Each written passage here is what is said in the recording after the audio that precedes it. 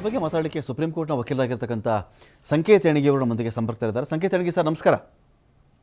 ನಮಸ್ಕಾರ ಸರ್, ಪ್ರಶ್ನೆ ಏನು ಬರ್ತಾ ಇದೆ ಅಂತ ಹೇಳಿದ್ರೆ, ಈಗ ಸಿದ್ದರಾಮಯ್ಯನವರ ಮುಡಾ ವಿಚಾರಕ್ಕೆ ಸಂಬಂಧಪಟ್ಟಂಥ ಕೇಸನ್ನು CBI ಕೊಡಬೇಕಾ ಬೇಡವಾ ಎನ್ನುವುದರ ಬಗ್ಗೆ ವಿಚಾರಣೆ ನಡೀತಾ ಇದೆ. ಆದೇಶವನ್ನು ಕೂಡ ಕಾಯ್ದಿರಿಸಿದ್ದಾರೆ. ಇಲ್ಲಿ ಯಾವ ಆರೋಪಿ ಇದ್ದಾರೋ, ಯಾರು ಒಂದು ಕೇಸಲ್ಲಿ ಆರೋಪಿ ಆಗಿರ್ತಾರೋ ಅವರು ತಮ್ಮನ್ನು ಯಾವ ತನಿಖಾ ಸಂಸ್ಥೆ ತನಿಖೆ ಮಾಡಬೇಕು ಅಂಥೇಳಿ ಅವ್ರಿಗೆ ಕೇಳ್ತಕ್ಕಂಥ ಹಕ್ಕಿದೆಯಾ ಅಂತ ಒಂದು ಪ್ರಶ್ನೆ ರೈಸ್ ಆಯಿತು. ಅಟ್ ದ ಸೇಮ್ ಟೈಮ್ ಯಾವ ದೂರುದಾರರು ಇರ್ತಾರೋ ಅವ್ರಿಗೆ ಯಾರಿಂದ ತನಿಖೆ ಆಗಬೇಕು ಅಂಥೇಳಿ ದೂರುದಾರ ಡಿಸೈಡ್ ಮಾಡೋಕ್ಕೆ ಬರುತ್ತಾ ಅಂತ. ಇದು ಹೇಗೆ ಸರ್ ಈ ಕೇಸು? ಈ ಪ್ರಸ್ತುತ ಪ್ರಕರಣದಲ್ಲಿ ದೂರುದಾರರು ದೂರನ್ನು ಸಲ್ಲಿಸೋದಕ್ಕೆ ಪೂರ್ವಾನುಮತಿ ಬೇಕು ಅಂತ ರಾಜ್ಯಪಾಲರಿಗೆ ಕೇಳಿದ್ರು. ರಾಜ್ಯಪಾಲರ ಅನುಮತಿ ಕೊಟ್ಟ ನಂತರ ಲೋಕಾಯುಕ್ತ ಕೋರ್ಟ್ಗೆ ಹೋದವ್ರು ಅವರೇ. ಅವ್ರಿಗೆ ಯಾರು ಏನು ಲೋಕಾಯುಕ್ತ ಕೋರ್ಟ್ಗೆ ಹೋಗ್ಬೇಕು ಅಂತ ಹೇಳಿ ಅವ್ರಿಗೆ ದಾರಿ ತೋರಿಸಿರ್ಲಿಲ್ಲ. ಅವರು ಆಯ್ಕೆ ಮಾಡಿಕೊಂಡಂತ ಒಂದು ಕೋರ್ಟ್ ಅದು ಲೋಕಾಯುಕ್ತ ಕೋರ್ಟ್. ಲೋಕಾಯುಕ್ತ ಕೋರ್ಟ್ ನಲ್ಲಿ ಹೋದ ನಂತರ ಆ ಲೋಕಾಯುಕ್ತ ಕೋರ್ಟ್ ನಿಂದನೇ ಇನ್ವೆಸ್ಟಿಗೇಷನ್ ಆಗ್ಬೇಕು. ಲೋಕಾಯುಕ್ತರು ಮಾತ್ರ ಅದಕ್ಕೆ ಎಲ್ಲಾ ಅಧಿಕಾರವನ್ನು ಹೊಂದಿದವರು, ಮತ್ತೆ ಅವರಿಂದ ಮಾತ್ರ ನಿಷ್ಪಕ್ಷಪಾತವಾದ ಒಂದು ತನಿಖೆ ಆಗ್ಬಹುದು ಅಂತ ಹೇಳ್ಬಿಟ್ಟು ಅವರಿಂದ ಅವ್ರ ಮೇಲೆ ನಂಬಿಕೆಯನ್ನ ವ್ಯಕ್ತಪಡಿಸಿ ಇವರು ಕೋರ್ಟ್ ಮೊರೆ ಹೋಗಿ ಅದಾದ ನಂತರ ಇನ್ವೆಸ್ಟಿಗೇಷನ್ಗೂ ಆರ್ಡರ್ ಆಯ್ತು. ಈಗ ಸಡನ್ ಆಗಿ ಲೋಕಾಯುಕ್ತ ಬೇಡ ಅಥವಾ ನಮಗೆ CBI ಬೇಕು ಅಥವಾ ಮತ್ತೊಂದು ಏಜೆನ್ಸಿ ಬೇಕು ಅಂತಂದ್ರೆ ಎರಡು ಕಾರಣಗಳು ಪ್ರಮುಖವಾಗಿ ಬೇಕಾಗ್ತವೆ. ಮುಖ್ಯವಾಗಿ ಇವರು ಯಾರ ಮೇಲೆ ನಂಬಿಕೆ ಇಟ್ಕೊಂಡು ಲೋಕಾಯುಕ್ತರ ಹತ್ರ ಏನ್ ಹೋಗಿದ್ರು, ಲೋಕಾಯುಕ್ತರು ಏನಾದ್ರೂ ತನಿಖಾ ಹಂತದಲ್ಲಿ ಲೋಪದೋಷಗಳನ್ನ ಮಾಡಿದ್ದಲ್ಲಿ, ಅಥವಾ ಲೋಕಾಯುಕ್ತರು ಏನಾದ್ರೂ ಪೂರ್ವಾಗ್ರಹ ಪೀಡಿತರಾಗಿ ನಡೆದುಕೊಂಡಿದ್ದಲ್ಲಿ, ಅಥವಾ ಲೋಕಾಯುಕ್ತರು ಇವರು ಕೊಟ್ಟಿರುವಂತ ಸಾಕ್ಷಿ ಅಥವಾ ಪುರಾವೆಗಳನ್ನ ಪರಿಗಣನೆಗೆ ತೆಗೆದುಕೊಳ್ಳದೆ ಇದ್ದಲ್ಲಿ, ಅಥವಾ ಲೋಕಾಯುಕ್ತರು ಇವ್ರನ್ನ ಹೇಳಿದ ಎಲ್ಲಾ ವಿಚಾರಗಳಲ್ಲಿ ತನಿಖೆ ಕೈಗೊಳ್ಳದೆ ಇದ್ದಲ್ಲಿ, ಅಥವಾ ಇವರು ಹೇಳಿರೋ ಮಾಹಿತಿಗಳನ್ನ ಅವರು ನಿರಾಕರಿಸಿದಲ್ಲಿ ಅವ್ರು ಲೋಕಾಯುಕ್ತರು ನಿಷ್ಪಕ್ಷಪಾತವಾಗಿ ತನಿಖೆ ಮಾಡ್ತಾ ಇಲ್ಲ ಅಂತ ಅವ್ರ ಮೇಲೆ ಆರೋಪ ಮಾಡಿ CBIಗೂ ಅಥವಾ ಮತ್ತೊಂದು ಏಜೆನ್ಸಿಗೂ ಇನ್ವೆಸ್ಟಿಗೇಷನ್ ಕೊಡಿ ಅಥವಾ ಕೋರ್ಟ್ ಮಾನಿಟರ್ಡ್ ಇನ್ವೆಸ್ಟಿಗೇಷನ್ ಆಗ್ಲಿ ಅಂತ ಕೋರ್ಟ್ಗೆ ಹೋಗೋದಕ್ಕೆ ಅಧಿಕಾರ ಇರ್ತದೆ. ಈ ಪ್ರಸ್ತುತ ಪ್ರಕರಣದಲ್ಲಿ ಲೋಕಾಯುಕ್ತರದ ವರದಿ ಕೋರ್ಟ್ ಮುಂದೆ ಇನ್ನೂ ಓಪನ್ ಆಗಿಲ್ಲ. ಸೀಲ್ಡ್ ಕವರ್ ನಲ್ಲಿ ಇಟ್ಟಿದ್ದಾರೆ. ತನಿಖೆ ಇಲ್ಲಿವರೆಗೆ ಏನಾಗಿದೆ ಅದರ ಬಗ್ಗೆ. ಲೋಕಾಯುಕ್ತರ ಬಗ್ಗೆ ಯಾವುದೇ ಪೂರ್ವಾಗ್ರಹ ಪೀಡಿತರಾಗಿದ್ದಾರೆ ಅಂತ ಆಗ್ಲಿ, ಅಥವಾ ಬಯಾಸ್ಡ್ ಆಗಿದ್ದಾರೆ ಅಥವಾ ನಿಷ್ಪಕ್ಷಪಾತ ತನಿಖೆ ನಡೆಸ್ತಾ ಇಲ್ಲ ಅನ್ನೋದಾಗ್ಲಿ, ಅಥವಾ ಸಾಕ್ಷಿ ಪುರಾವೆಗಳನ್ನ ಇವರು ಪರಿಗಣನೆಗೆ ತೆಗೆದುಕೊಳ್ಳುತ್ತಾ ಇಲ್ಲ ಅನ್ನೋದಾಗ್ಲಿ, ಆ ತರದ್ ಯಾವುದೋ ಆರೋಪಗಳು ಕಂಡು ಬಂದಿಲ್ಲ. ಆ ತರ ಆರೋಪನೂ ಮಾಡಿಲ್ಲ. ಸುಮ್ನೆ ಇವರು ಮುಖ್ಯಮಂತ್ರಿ ಇದ್ದ ಮಾತ್ರಕ್ಕೆ ಇವರು ಲೋಕಾಯುಕ್ತರು ತನಿಖೆ ಮಾಡೋದು ಸರಿಯಲ್ಲ ಅಥವಾ CBI ತನಿಖೆ ಮಾಡ್ಬೇಕು ಅನ್ನೋದನ್ನೇ ಒಂದು ಮಾನದಂಡ ಆದ್ರೆ, ಈಗ ಎಲ್ಲಾ ಕೇಸ್ಗಳಲ್ಲಿ CBI ಕೊಡೋದಾದ್ರೆ CBIನೂ ಕೂಡ ವಿರೋಧ ಪಕ್ಷದಲ್ಲಿ ಇರುವಂತ BJP ಅಥವಾ ಕೇಂದ್ರದಲ್ಲಿ ಇರುವಂತ BJP ಸರ್ಕಾರ ಅದರ ಕೆಳಗಡೆ ಅದು ಕೆಲಸ ಮಾಡುವಂತದ್ದು. ಅವರ ಮುಷ್ಟಿಯಲ್ಲಿ ಕಪಿ ಮುಷ್ಟಿಯಲ್ಲಿದೆ ಅಂತ ಅನ್ನೋದಾಯ್ತು ಅಂತಂದ್ರೆ ತನಿಖೆ ಮಾಡೋದಕ್ಕೆ ಆಗೋದಿಲ್ಲ. ಹಾಗಾಗಿ ಇಲ್ಲಿವರೆಗೆ ಕರ್ನಾಟಕದಲ್ಲಿ ತನಿಖೆ ಅಥವಾ ಈ ಲೋಕಾಯುಕ್ತದ ಇತಿಹಾಸ ನಾವು ನೋಡ್ತಾ ಬಂದ್ರೆ ಸಾಕಷ್ಟು ಮುಖ್ಯಮಂತ್ರಿಗಳ ಬಗ್ಗೆ ತನಿಖೆ ಆಗಿದೆ. ಕುಮಾರಸ್ವಾಮಿ ಅವರ ಬಗ್ಗೆ ತನಿಖೆ ಆಗಿತ್ತು, ನಿಮ್ಗೆ ಗೊತ್ತಿದ್ದಂಗೆ ಗಣಿ ಹಗರಣಕ್ಕೆ ಸಂಬಂಧಪಟ್ಟಂಗೆ. ಯಡಿಯೂರಪ್ಪನವ್ರ ಬಗ್ಗೆನೂ ತನಿಖೆ ಆಗಿತ್ತು. ಅಂದ್ರೆ ಮುಖ್ಯಮಂತ್ರಿಗಳ ಅದೇ ಸ್ಥಾನದಲ್ಲಿ ಅದೇ ರಾಜ್ಯದಲ್ಲಿ ಮುಖ್ಯಮಂತ್ರಿಗಳ ವಿರುದ್ಧವೂ ಕೂಡ ನಿಷ್ಪಕ್ಷಪಾತವಾದ ಒಂದು ತನಿಖೆ ಮಾಡಿದ ಸಾಕಷ್ಟು ನಿದರ್ಶನಗಳು ನಮ್ ಕಣ್ಣೆದುರಿಗೆ ಇರೋದ್ರಿಂದ ಲೋಕಾಯುಕ್ತ ಬರೀ ಮುಖ್ಯಮಂತ್ರಿಯವರಿದ್ದಾರೆ ಅಂದ ಮಾತ್ರಕ್ಕೆ, ಅಥವಾ ರಾಜ್ಯದ ಮುಖ್ಯಮಂತ್ರಿ ಅಂತ ಹೇಳ್ಬಿಟ್ಟು ಅವ್ರ ಪರವಾಗಿ ಮಾಡ್ತದೆ ತನಿಖೆ ಅಥವಾ ಅವ್ರ ಪರವಾಗಿ ಕ್ಲೀನ್ ಚಿಟ್ ಕೊಡ್ತದೆ ಅನ್ನೋದಂತೂ ಹೇಳೋದಕ್ ಆಗೋದಿಲ್ಲ. ಯಾಕಂದ್ರೆ ಆತರ ಇಲ್ಲಿವರೆಗೆ ನಿದರ್ಶನಗಳಿಲ್ಲ. ಈ ದೇಶದಲ್ಲಿ ತನಿಖಾ ಸಂಸ್ಥೆಗಳಲ್ಲಿ ಲೋಕಾಯುಕ್ತ ತನಿಖಾ ಸಂಸ್ಥೆಯ ಇಂಟಿಗ್ರಿಟಿ ಬಗ್ಗೆ ಕರ್ನಾಟಕದಲ್ಲಿ ಸಂಬಂಧಪಟ್ಟಂಗೆ ಇವತ್ತಿಗೂ ಕೂಡ ಕ್ರೆಡಿಬಿಲಿಟಿ ಇದೆ. ಹಾಗಾಗಿ ಅದನ್ನ ಅವರು ವಿರೋಧ ಪಕ್ಷ ರೆಸ್ಪಾಂಡೆಂಟ್ಸ್ ಇವತ್ತು ವಾದ ಮಾಡ್ತಾ ಇರೋದು ಅಂದ್ರೆ ಲೋಕಾಯುಕ್ತರ ಮೇಲೆ ಏನು ತಪ್ಪು ಹೊರಕೆ ಇಲ್ಲ, ಯಾವುದೇ ಆರೋಪಗಳಿಲ್ಲ, ತಪ್ಪು ಮಾಡಿದ್ರ ಬಗ್ಗೆ ಮಾಹಿತಿ ಇಲ್ಲ, ಹಾಗಾಗಿ ಬೇರೆಯವ್ರಿಗೆ ತನಿಖೆ ಕೊಡೋದು ಸೂಕ್ತವಲ್ಲ ಅನ್ನೋದು ಅವ್ರ ವಾದ. ಇನ್ನೊಂದ್ ಕಡೆ ಸಂಕೇತ್ ಅವರೇ, ಇನ್ನೊಂದ್ ಕಡೆ ಏನಿದೆ ಅಂತ ಹೇಳಿದ್ರೆ, ಇಲ್ಲಿ ಈಗ ಅಭಿಷೇಕ್ ಮನು ಸಿಂಘ್ವಿ ಒಂದು ವಾದದಲ್ಲಿ ಒಂದ್ ಕಡೆ ಒಂದು ಮಾತು ಹೇಳ್ತಾರೆ, ಅಲ್ಲ ಸ್ವಾಮಿ, ಇವರು ಲೋಕಾಯುಕ್ತದಲ್ಲಿ ಕೇಸ್ ದಾಖಲಾಗುತ್ತೆ, ಕೇಸ್ ದಾಖಲಾದ್ಮೇಲೆ ಕಾಯಬೇಕಾಗಿತ್ತಲ್ವ, ಇವರು ಕೇಸ್ ದಾಖಲಾಗ್ತಾ ಇದ್ದಂತೆಯೇ CBIಗೂ ಹೋಗಿ ಇವರು ಇದರ ಅರ್ಜಿ ವಿಚಾರಣೆ ಆಗಬೇಕು, ಅವರು ಎನ್ಕ್ವೈರಿ ಮಾಡಬೇಕು ಅಂತ ಕೋರ್ತಾರೆ ಅಂತ ಹೇಳಿದ್ರೆ ಉದ್ದೇಶ ಏನಿವ್ರದ್ದು ಅಂತ ಒಂದು ಕ್ವಶನ್ ಮಾಡ್ತಾರಲ್ಲ. ಲೋಕಾಯುಕ್ತದಲ್ಲಿ ಕೇಸ್ ಹಾಕಿದ ಮಾತ್ರಕ್ಕೆ CBIಗೆ ಹೋಗಿ ಕೇಳಬಾರ್ದು ಅಂತ ಏನಾದರೂ ಇದೆಯಾ ಅಂತ ನನ್ನ ಪಾಯಿಂಟ್. ಲೋಕಾಯುಕ್ತಕ್ಕೆ ಹೋದ ನಂತರ CBIಗೆ ಹೋಗಬಾರ್ದು ಅಂತಿಲ್ಲ. ಲೋಕಾಯುಕ್ತನ ಆಯ್ಕೆ ಮಾಡ್ಕೊಂಡವ್ರು ಅವರೇ. ಲೋಕಾಯುಕ್ತ ಆಕ್ಟ್ ಕೆಳಗಡೆ ತಮ್ಮನ್ನು ತಾವು ಅರ್ಪಿಸ್ಕೊಂಡಿದ್ದಾರೆ. ಅದ್ರ ಕೆಳಗಡೆ ಆ ಕಾಯ್ದೆ ಅಧೀನದಲ್ಲಿ ಇದು ತನಿಖೆ ಆಗ್ಬೇಕು ಅಂತ ಹೇಳ್ಕೊಂಡವ್ರೆ ಅವರು. ಹಾಗಾಗಿ ಲೋಕಾಯುಕ್ತರ ಮೇಲೆ ಏನು ತಪ್ಪು ಆರೋಪ ಮಾಡಲಾರದೆ ಅಥವಾ ಅವರು ತಪ್ಪು ಎಸಗಲಾರದೆ ಅವ್ರ ಕಡೆಯಿಂದ ಇನ್ನೊಂದು ಏಜೆನ್ಸಿಗೆ ಕೊಡ್ಬೇಕು ಅನ್ನೋದು ಏನಿದೆಯಲ್ಲ, ಈ ಉದ್ದೇಶದ ಹಿಂದೆ ಏನೋ ದುರುದ್ದೇಶದ ತರ ಕಾಣ್ತದೆ ಅನ್ನೋ ವಾದ ಅವ್ರದಿದೆ. ಅಂದ್ರೆ ಒಂದಿನ ಲೋಕಾಯುಕ್ತ ಕೋರ್ಟ್ ಮುಂದೆ ಕಂಪ್ಲೇಂಟ್ ಮಾಡ್ತಾರೆ, ಇಮಿಡಿಯೇಟ್ ಆಗಿ ಸಿಬಿಐ ಕೊಡಿ ಅಂತ ಮತ್ತೊಂದ್ ಕಡೆ ಹೋಗ್ತಾರೆ. ಅಂದ್ರೆ ಸಿಬಿಐಗೆ ಬಂದಾಗ ಲೋಕಾಯುಕ್ತರ ಬಗ್ಗೆ ನಂಬಿಕೆ ಇಲ್ಲ, ಚೀಫ್ ಮಿನಿಸ್ಟರ್ ಇದ್ದಾರೆ ಅನ್ನೋ ಮಾತನ್ನ ಇಲ್ಲಿ ಹೇಳ್ತಾರೆ.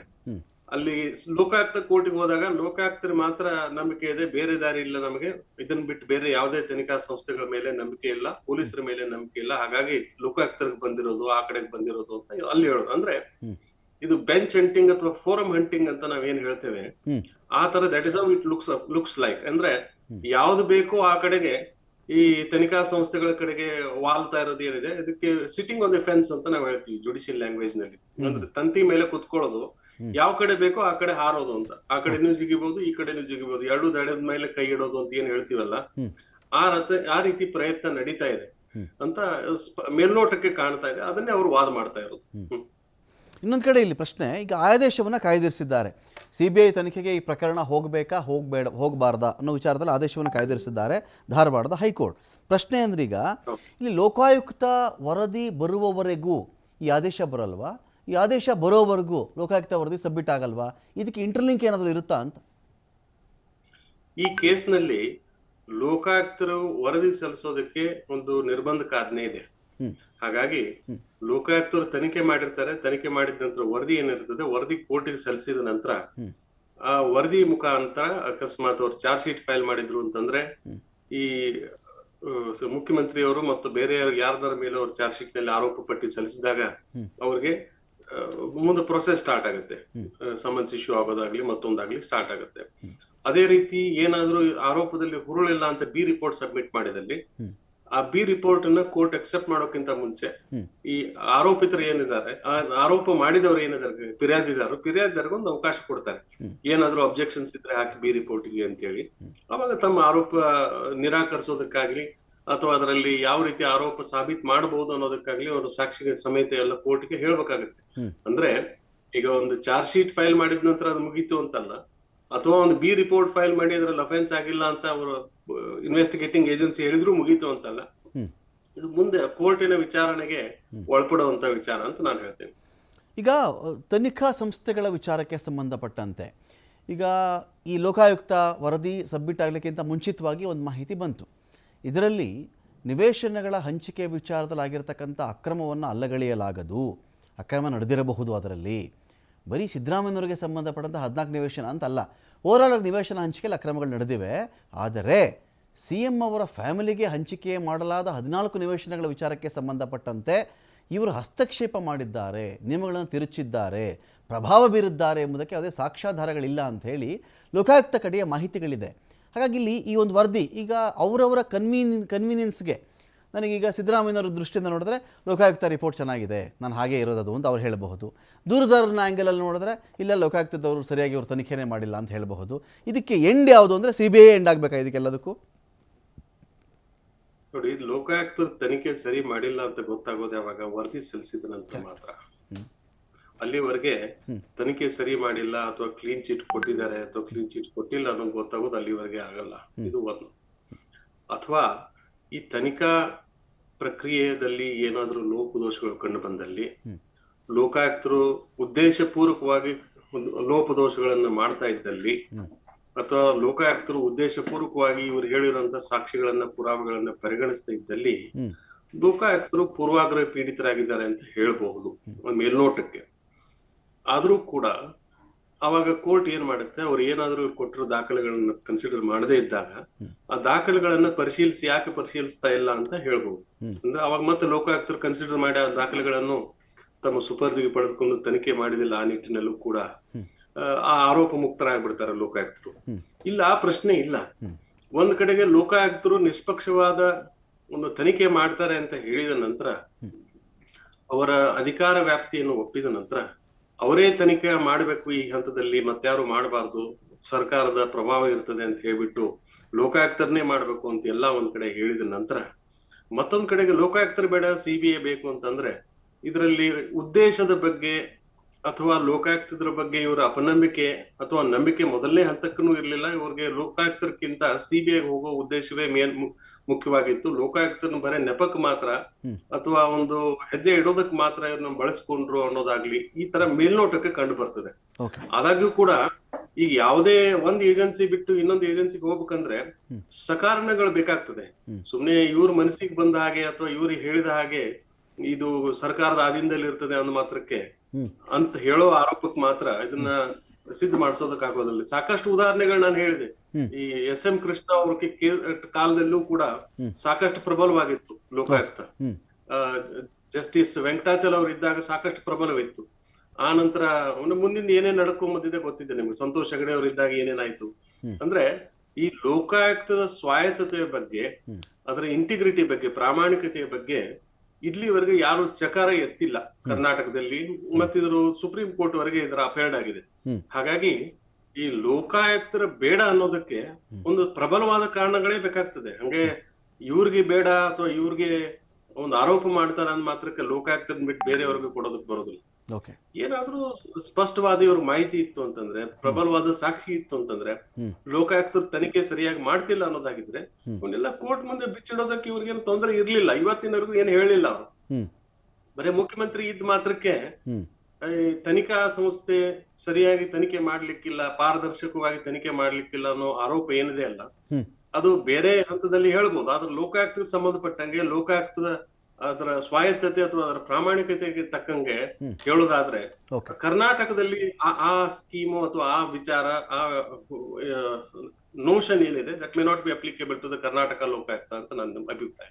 ಫೈನ್. ಇನ್ನೊಂದು ಕಡೆ ನಾವು ಚೆಕ್ ಮಾಡ್ಕೊಂಡಾಗ ಈ ನಗರಾಭಿವೃದ್ಧಿ ಪ್ರಾಧಿಕಾರಗಳು ಎಲ್ಲೇ ಇರಲಿ, ಯಾವುದೇ ರಾಜ್ಯದಲ್ಲಿರಲಿ, ರಾಜ್ಯಗಳಲ್ಲಿ ಯಾವುದೇ ಜಿಲ್ಲೆಗಳಲ್ಲಿರಲಿ, ಈ ರೀತಿ ಒಂದು ಅಲ್ಲೇನೋ ಅಕ್ರಮ ನಡೀತು, ನಿವೇಶನಗಳ ಹಂಚಿಕೆಯಲ್ಲಿ ಅಕ್ರಮ ಆಗಿದೆ, ಬದಲಿ ನಿವೇಶನ ಅಕ್ರಮ ನಡೆದಿದೆ, ಅಲ್ಲಿ ಬೇಕಾದವ್ರು ಕೊಟ್ಕೊಂಡಿದ್ದಾರೆ, ಈ ಥರದ ವಿಷಯಗಳು ಬಂದಾಗಲೆಲ್ಲ ಇದನ್ನು CBI ಆಗಲಿ ಅಥವಾ ED ಅವರಾಗಲಿ ತನಿಖೆ ಮಾಡಿರೋ ಉದಾಹರಣೆಗಳು ಹೇರಳವಾಗಿದೆಯಾ ಇಲ್ವಾ, ಹೇಗೆ ಅಂತ? ನೋಡಿ, ಅರ್ಬನ್ ಡೆವಲಪ್ಮೆಂಟ್ ಡಿಪಾರ್ಟ್ಮೆಂಟ್ ಏನಿದೆ that is under the governance of the state government. Karnataka ಸರ್ಕಾರದ ಸ್ವಾಧೀನದಲ್ಲಿ ಇರುವಂತದ್ದು ಒಂದು ಇಲಾಖೆ ಅದು. ಈ ಸರ್ಕಾರದ ಸ್ವಾಧೀನದಲ್ಲಿ ಇರುವಂತ ಇಲಾಖೆಯಲ್ಲಿ, ಸರ್ಕಾರದ ಫಂಡ್ ಇರುವಂತ ಇಲಾಖೆಯಲ್ಲಿ ಅಥವಾ ಸರ್ಕಾರದ ಫೈನಾನ್ಷಿಯಲ್ ಕಂಟ್ರೋಲ್ ಅಥವಾ ಅಡ್ಮಿನಿಸ್ಟ್ರೇಟಿವ್ ಕಂಟ್ರೋಲ್ ಕರ್ನಾಟಕ ಸರ್ಕಾರದ, ರಾಜ್ಯ ಸರ್ಕಾರ ನಾನು ಹೇಳ್ತಾರೆ ಇರುವಂತ ಡಿಪಾರ್ಟ್ಮೆಂಟ್ಗಳಲ್ಲಿ ರಾಜ್ಯ ಸರ್ಕಾರಕ್ಕೆ ಸಂಬಂಧಪಟ್ಟಂತ ತನಿಖಾ ಸಂಸ್ಥೆಗಳು ಏನಿರ್ತವೆ ಅಲ್ಲಿಂದ ತನಿಖೆ ಮಾಡ್ಕೋಬಹುದು. ಮೊದಲು ಆಂಟಿ ಕರಪ್ಷನ್ ಬ್ಯೂರೋ ಅಂತಿತ್ತು, ಅದನ್ನ ಕ್ವಾಶ್ ಆಯ್ತು ಕೋರ್ಟ್ ನಿಂದ. ಈಗ ಲೋಕಾಯುಕ್ತ ಇದೆ. ಬೇಕಾದ್ರೆ ಜಡ್ಜಸ್ ಅಪಾಯಿಂಟ್ ಮಾಡಬಹುದು ಎನ್ಕ್ವೈರಿ ಕಮಿಷನ್ ದಲ್ಲಿ, ಅಥವಾ ಬೇಕಾದ್ರೆ ಸೆಂಟ್ರಲ್ ಗವರ್ಮೆಂಟ್ ಪೂರ್ವಾನುಮತಿ ಪಡೆದುಕೊಂಡು ಅಥವಾ CBIಗೂ ಕೊಡಬಹುದು. ಇವೆಲ್ಲ ತನಿಖಾ ಸಂಸ್ಥೆಗಳಿಗೆ ಯಾರಿಗೆ ಕೊಡ್ಬೇಕು ಅನ್ನೋದು ಏನಿದೆ, ಸ್ಟೇಟ್ ಗವರ್ಮೆಂಟ್ ಗೆ ಸಂಬಂಧಪಟ್ಟಂತ ಇಲಾಖೆಗಳಿಗೆ ಸಂಬಂಧಪಟ್ಟಂತ ವಿಚಾರಗಳಿಗೆ ಅದು ಸ್ವಾಯತ್ತತೆ ಅಥವಾ ಸ್ವಾತಂತ್ರ್ಯ ರಾಜ್ಯ ಸರ್ಕಾರಕ್ಕೆ ಇರುತ್ತೆ. ಅಂದ್ರೆ ಕೆಲವೊಂದು ಹಂತದಲ್ಲಿ ರಾಜ್ಯ ಸರ್ಕಾರದಲ್ಲಿ ಕೆಲವೊಂದು ಇಲಾಖೆಯಲ್ಲಿ ಕೇಂದ್ರ ಸರ್ಕಾರದ ಫಂಡು ಬಂದಿರುತ್ತದೆ. ಉದಾಹರಣೆಗೆ ಕೇಂದ್ರ ಸರ್ಕಾರದ ಸ್ಪಾನ್ಸರ್ಡ್ ಯಾವ್ದಾದ್ರು ಪ್ರಾಜೆಕ್ಟ್ ಇತ್ತು ಅಂತ ತಿಳ್ಕೊಳ್ಳಿ, ಅರ್ಬನ್ ಡೆವಲಪ್ಮೆಂಟ್ ಆಗಿರ್ಬೋದು ಅಥವಾ ರೂರಲ್ ಡೆವಲಪ್ಮೆಂಟ್ ಆಗಿರ್ಬೋದು, ಅಥವಾ ಅದಕ್ಕೆ ಸಂಬಂಧಪಟ್ಟಂತೆ ಯಾವ್ದಾದ್ರು ಒಂದು ಡಿಪಾರ್ಟ್ಮೆಂಟ್ ನಲ್ಲಿ ಕೇಂದ್ರ ಸರ್ಕಾರದ ಫಂಡನು ಕೂಡ ಇದ್ದಾಗ, then to the extent of the contribution made by the central government ಅದು ಇಂಟ್ರೆಸ್ಟ್ ಇರುತ್ತೆ. They can also order for investigation to the extent of the fund involved. ಅದೇ ರೀತಿ ರಾಜ್ಯ ಸರ್ಕಾರನೂ ಕೂಡ ಕೇಂದ್ರದ ತನಿಖಾ ಸಂಸ್ಥೆಗಳಿಗೆ ತನಿಖೆ ಮಾಡೋದಕ್ಕೆ, ಅದನ್ನ ಹಸ್ತಾಂತರ ಮಾಡೋದಕ್ಕೂ ಕೂಡ ಅವಕಾಶ ಇರುತ್ತೆ. ಬಟ್ ಎಲ್ಲಾ ಕೇಸ್ಗಳಲ್ಲಿ ಇವರು ಕೇಂದ್ರ ಸರ್ಕಾರದ ತನಿಖಾ ಸಂಸ್ಥೆಗಳಿಗೆ ಕೊಡಬೇಕು ಅಥವಾ CBIಗೆ ಕೊಡಬೇಕು ಅಂತ ಏನ್ ಕಾನೂನು ಇಲ್ಲ. That is left to the discretion of the government in so far as the departments of the state government are concern.